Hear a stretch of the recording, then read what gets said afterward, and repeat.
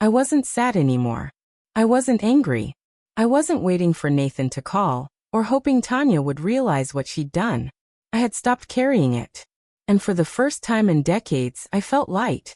I thought about that email, pathetic, calculated, trying to turn apology into negotiation.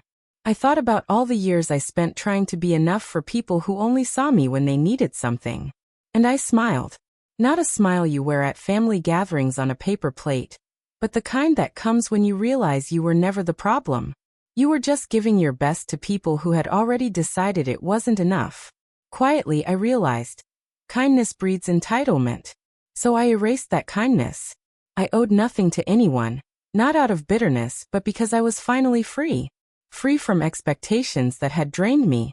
Free from the weight of false belonging. Free from the endless performance of motherhood that asked for sacrifice without recognition. I stood at the shoreline, letting the waves come to me.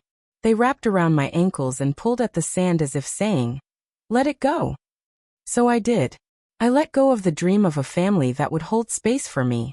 I let go of the house I helped build but was never welcomed in. I let go of reaching for approval I had already earned 1,000 times over. And what remained?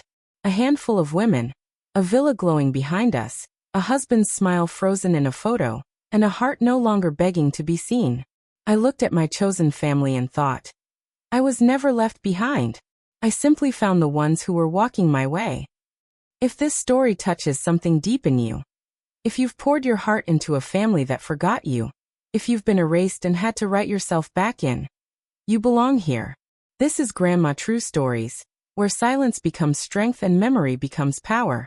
We tell the stories no one else dares to, of mothers discarded, of women who endured, of legacies rebuilt, not with noise, but with truth.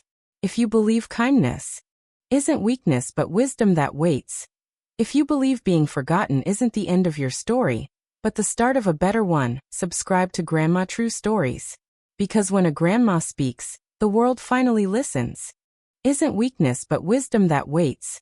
If you believe being forgotten isn't the end of your story, but the start of a better one, subscribe to Grandma True Stories. Because when a grandma speaks, the world finally listens.